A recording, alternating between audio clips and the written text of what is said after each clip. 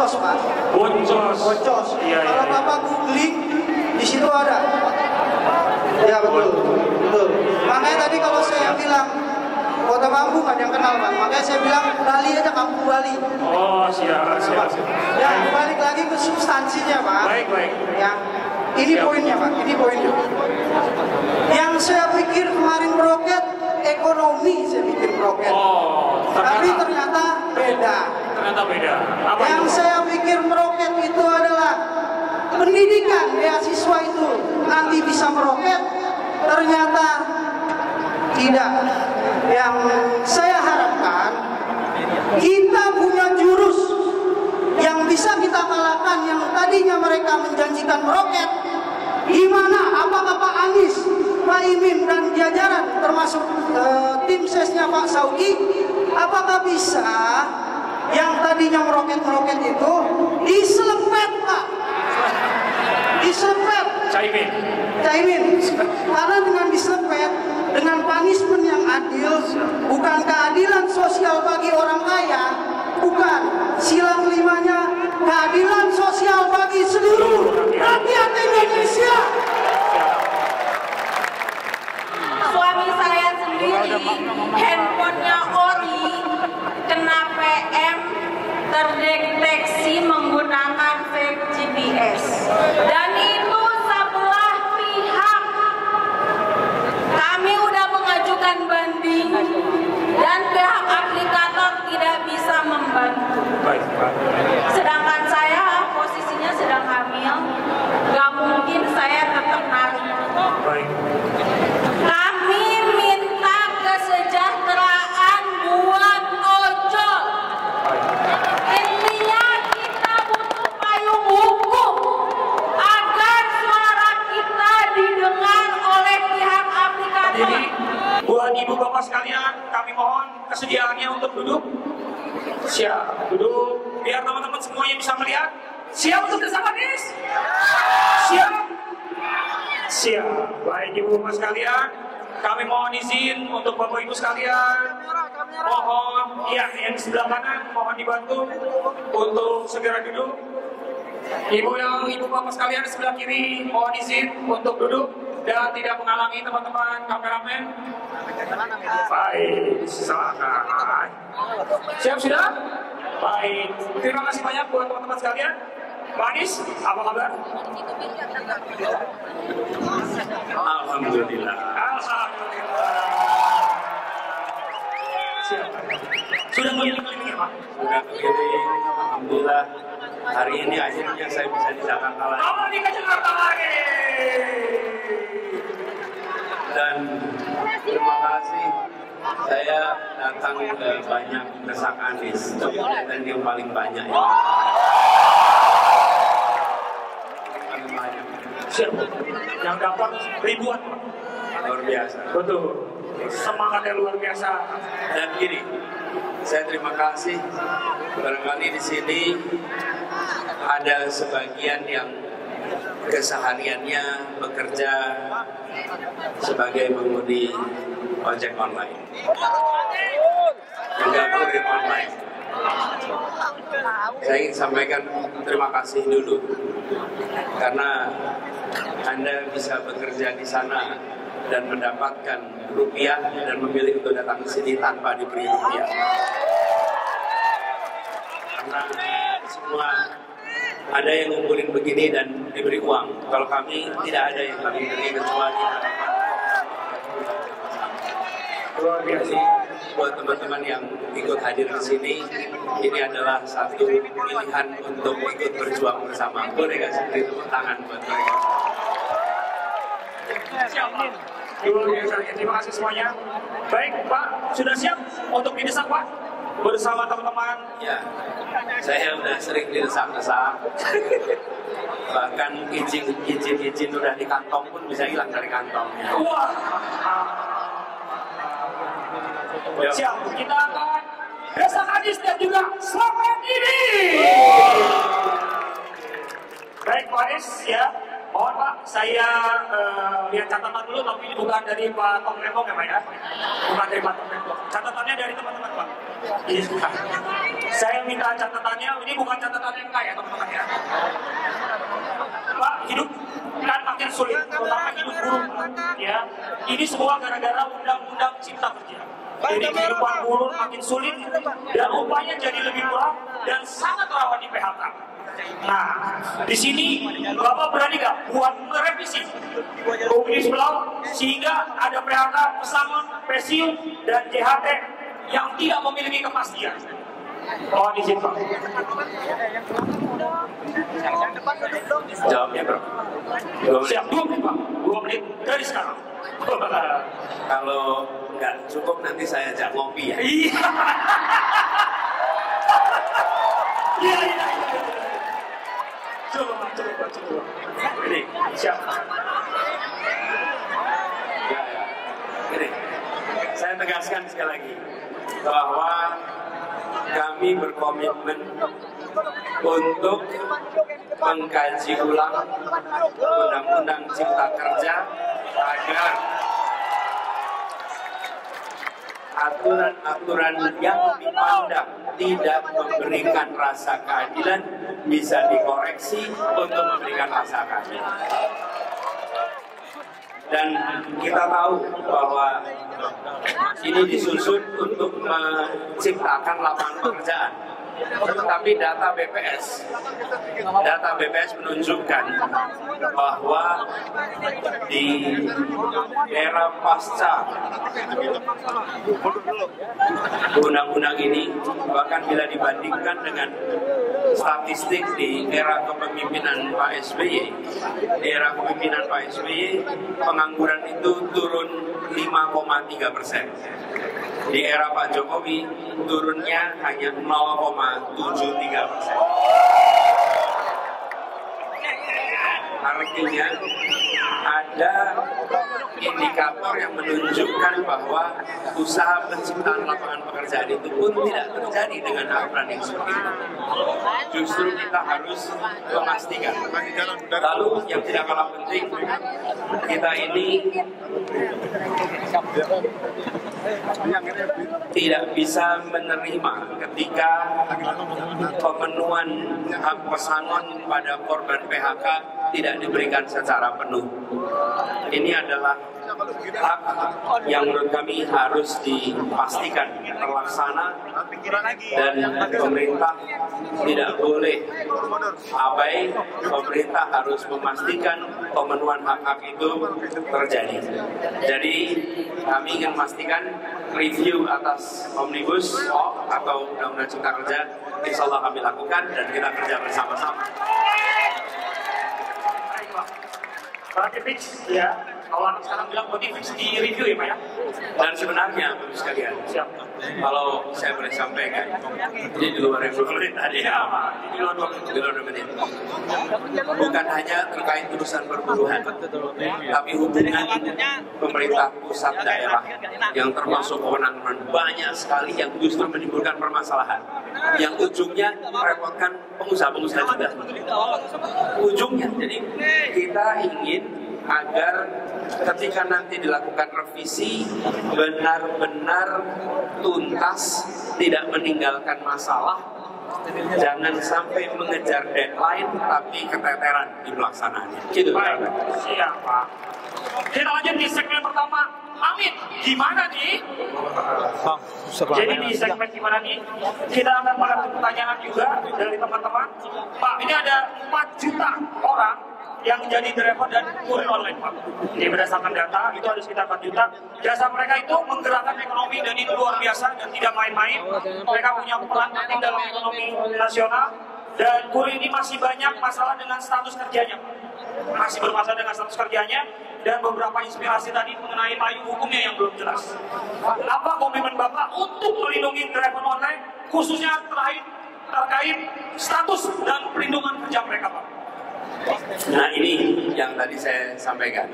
Saya dengar dari panitia banyak calon peserta yang menelpon tanya, apakah ada pengganti ongkos transportasi bagi pengemudi ojol yang ikut hadir di acara ini? Dan dijawab tidak ada, karena kami memang tidak punya bekal seperti itu.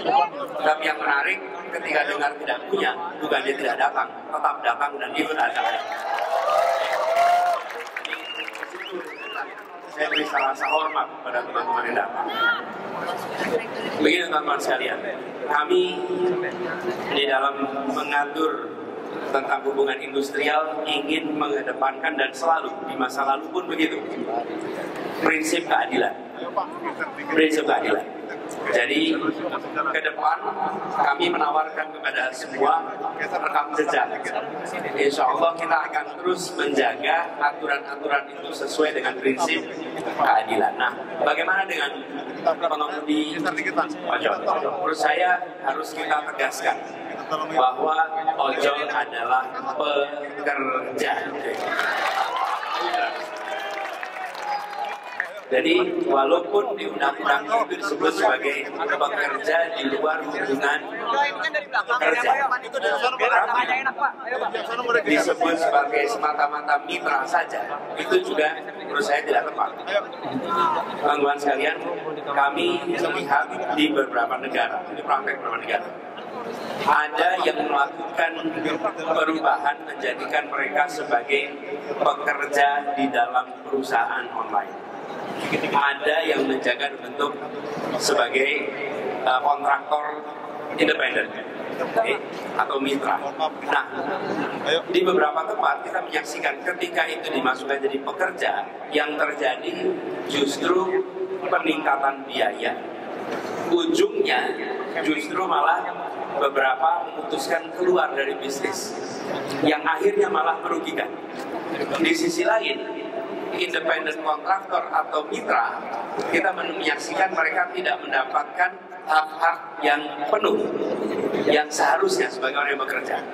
Jadi menurut saya prinsipnya pekerja, lalu kita harus duduk bersama untuk merumuskan pola yang barangkali kalau Indonesia berhasil, Indonesia bisa menjadi negara pertama yang merumuskan pola kerja hubungan antara aplikator dengan, karena fenomena di seluruh dunia hari ini belum ada satu pola yang tepat. Kita harus bekerja bersama. Tapi apa prinsipnya? Menurut saya negara harus hadir untuk membantu memberikan jaminan kerja, jaminan kesehatan kepada semua yang bekerja di industri online, ojek online ini. Harus. Bahkan kalau dalam catatan kami, semua regulasi yang terkait dengan ini harus disiapkan oleh Kementerian Tenaga Kerja. Kementerian Kerja tidak boleh absen, justru harus hadir dan menyusun regulasi untuk para pekerja online. Lalu yang tidak kalah penting, saya membayangkan dibuatkan semacam BPJS Ketenagakerjaan khusus ojol. Lalu banyak program dari pemerintah seperti subsidi pendidikan, KIP plus KIPK plus akan diberikan pada semua pengemudi ojol yang terlibat di sini. Jadi, Bapak sekalian, ini bagian dari memastikan bahwa kebutuhan kesejahteraan bisa ditingkatkan. Lalu hak-haknya sebagai pekerja harus diberikan. Menurut saya harus boleh ada hak berserikat bagi pekerja ojol.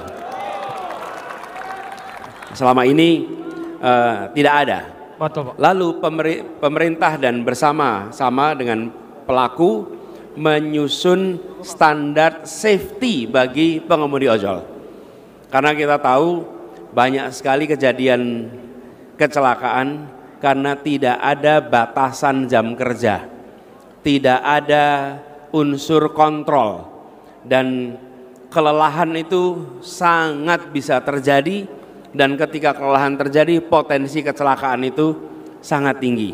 Jadi kami melihat ini penting. Yang terakhir barangkali, transparansi tentang imbal hasil atau komisi yang didapat, sehingga kita semua tahu bagaimana dan pengaturannya. Ini menurut saya penting dan pemerintah tidak bisa diam. Ada 4 juta warga negara Indonesia. Dan di lapangan kita menemukan, saya sering mendengar dari apa yang diungkapkan, apa itu di sosial media atau interaksi langsung, sebagian memang menginginkan, cukup banyak menginginkan fleksibilitas. Ada keinginan untuk tetap punya fleksibilitas di sini. Tapi di sisi lain punya keinginan untuk lebih sejahtera. Jadi fleksibilitas yang dijaga, jaminan pekerjaannya diberikan, lalu kemudian ada peningkatan kesejahteraan. Nah, rumusnya kita duduk sama-sama, kita buatkan aturannya, negara tidak absen, negara hadir dan buat regulasinya. Baik. Nanti kalau ada yang ini berpikir, apakah itu mungkin, Pak? Mungkin. Kenapa mungkin? Ketika kami bekerja di Jakarta dulu, kita menyusun itu tanpa dikendalikan oleh siapapun yang raksasa-raksasa di Indonesia. Nggak usah. Kita buat sama-sama menguntungkan, gitu. Baik, negara harus adil, ya Pak ya. Itu dia poin pentingnya. Nah, Pak, pemerintah ini udah bikin upah minimum. Bukan upah layak, tapi upah yang benar-benar minim, Pak. Jadi, upah minimum yang benar-benar minim. Tiap tahun paling naik 1-8%. Padahal biaya lain naik, kontrakan naik, biaya hidup terus naik, kehidupan sehari-hari terus naik, Pak. Tegas aja nih, Pak. Ini tegas aja, Pak. Apa solusi Bapak untuk mengatur pengupahan supaya bisa meningkatkan kesejahteraan buruh? Ya, teman-teman sekalian, perdebatan upah buruh itu menguat di bulan Oktober setiap tahun. Ini semua teman-teman aktivis Serikat Buruh itu merasakan betul setiap Oktober. Apakah kita suka dengan situasi itu? Tidak. Dan tanya juga pengusaha, apakah mereka suka dengan situasi itu? Tidak. Sama-sama tidak suka tapi sama-sama menjalani. Ini kan aneh, betul tidak? Yang pengusaha kepengen kepastian, yang buruh juga pengen kepastian, tapi negara seperti membiarkan situasi ini, betul tidak? Menurut saya kita harus duduk bersama, serius duduk bersama di tingkat kepemimpinan nasional, mengatur ini sehingga tidak setiap tahun menimbulkan ketidakpastian. Dan harus ada turunannya. Jangan UMP tiap tahun terus, sekali UMP terus sepanjang waktu. Tidak boleh. UMP itu pada masuknya aja, sesudahnya naik itu. Betul tidak? Jadi jangan juga kita hanya rame di UMP-nya. Tapi UMP itu kan untuk entry level sebetulnya. Betul, itu masuk.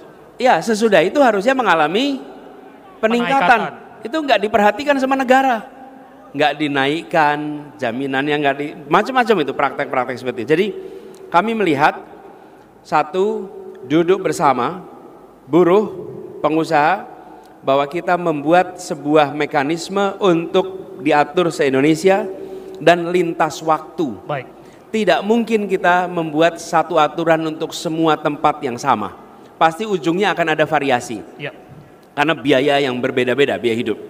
Tetapi punya pegangan yang tidak usah tiap tahun kita revisi, tiap tahun kita tarik-menarik.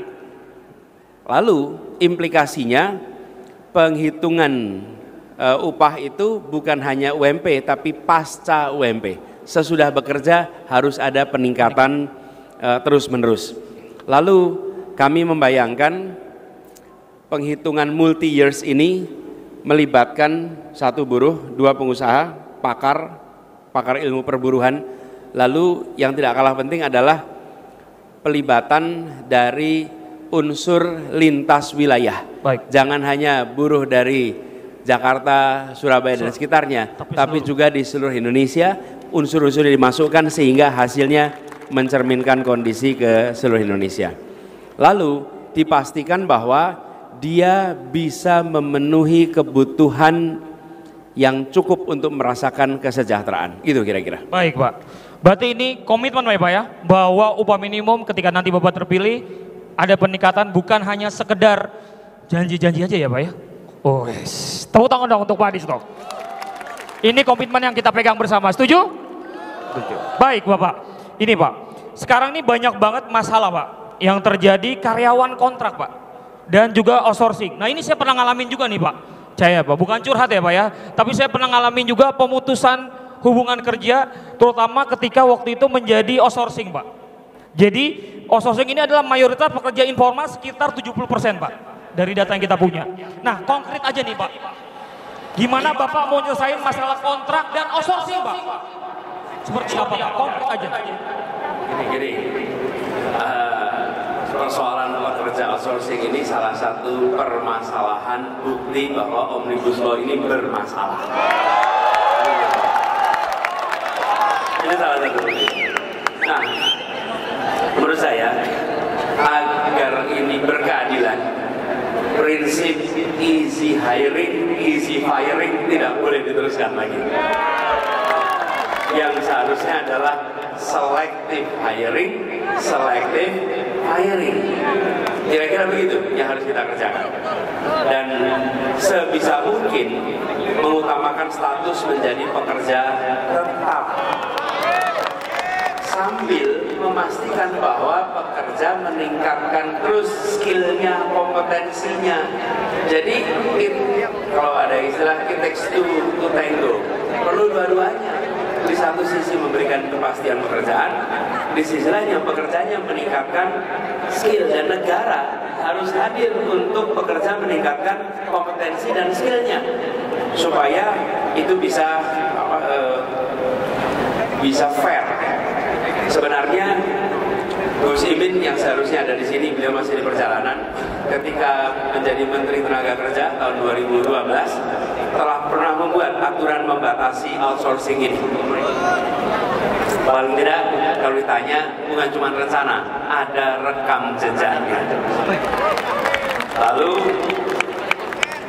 harus ada badan di dalam kementerian ataupun di luar yang secara khusus melakukan pemantauan atas praktek-praktek outsourcing ini untuk memastikan bahwa ada tunjangan, ada pemenuhan hak-haknya dengan baik, tidak bisa PHK semaunya, dan seluruh kewajiban yang harus ditunaikan perusahaan itu terlaksana.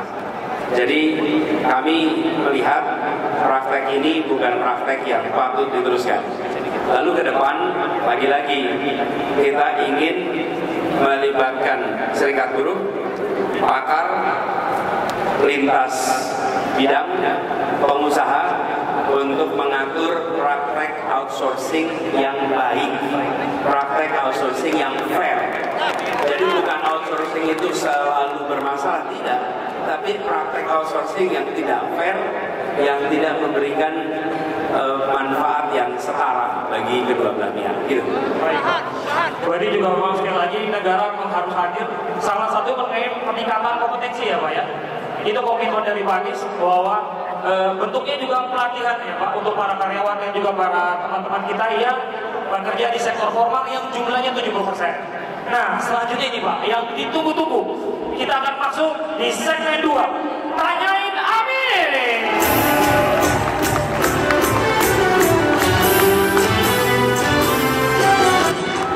Oke, sudah siap?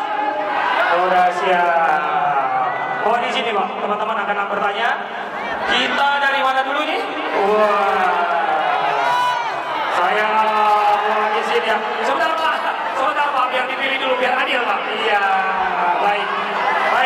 Nah gini, maaf dulu bro. Ya. Saya ini dari pengalaman berbagai desak. Yang naik ke atas panggung malah nggak dikasih kesempatan. Fair ya.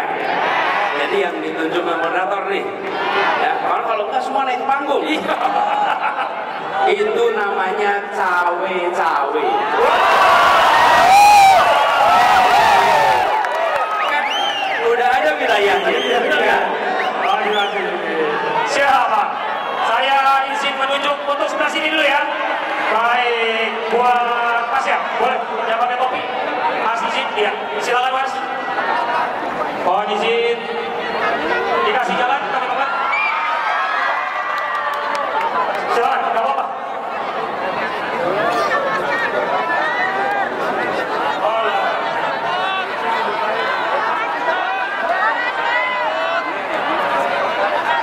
Assalamualaikum warahmatullahi wabarakatuh.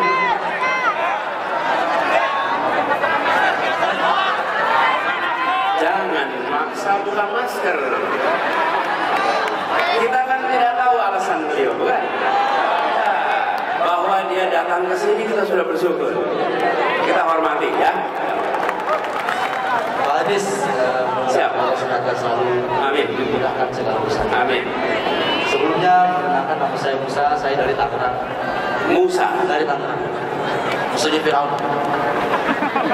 Saya berangkat dari Tangerang dari jam 6 sampai sini jam 10. Karena Allah hujan.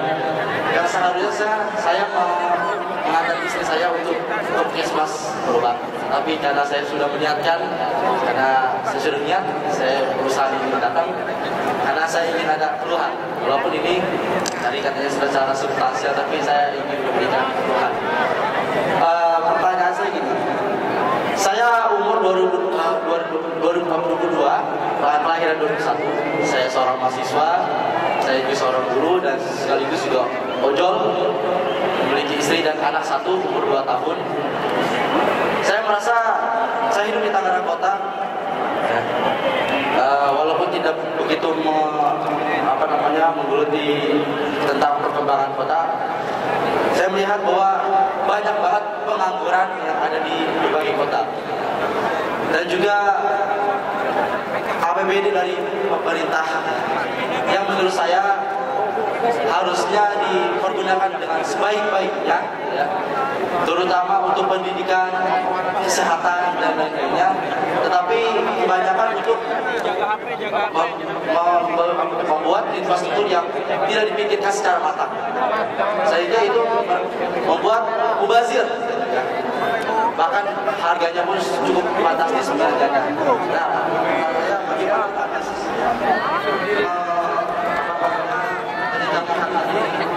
bagaimana untuk kedepannya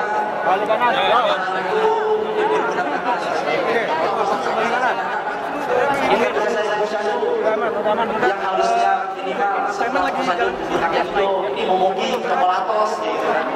Jadi bahkan timbangannya pun masih pakai tradisional. Seharusnya kan anggaran itu untuk menyeluruh lebih manfaat ke yang lainnya gitu. Bagaimana untuk mensejahterakan dari dana ini untuk kepentingan yang lebih baik begitu Pak. Assalamualaikum warahmatullahi wabarakatuh. Mas, duduk. Dengarkan jawaban. Iya, duduk aja Mas. Sini Mas. Iya. Sambil salaman dengan Pak Anies. Iya, Pak Mas Musa. Terima kasih. Pertanyaannya tadi tentang bagaimana kira-kira ya, bagaimana alokasi anggaran supaya lebih relevan dengan kebutuhan kesra di masyarakat. Dan tadi Anda menyebut terkait infrastruktur. Jadi Bapak sekalian, pembangunan infrastruktur itu bukan sesuatu yang salah. Infrastruktur itu baik. Nah, yang harus terjadi adalah seimbang. Mana infrastruktur besar, infrastruktur makro, dan mana infrastruktur mikro.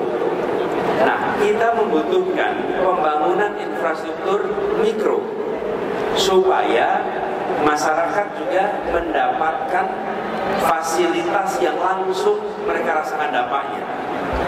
Infrastruktur makro misalnya jalan tol, pembangunan rel kereta, pembangunan bandara, pembangunan pelabuhan, itu infrastruktur makro. Infrastruktur mikro itu seperti air ke tiap rumah, saluran gas, saluran pembuangan limbah, itu infrastruktur mikro.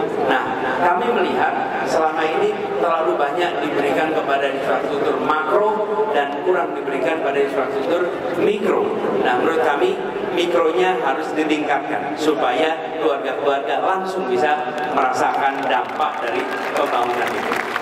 Lalu yang berikutnya adalah alokasi untuk pembiayaan upgrade perkantoran sudah harus dihentikan dulu.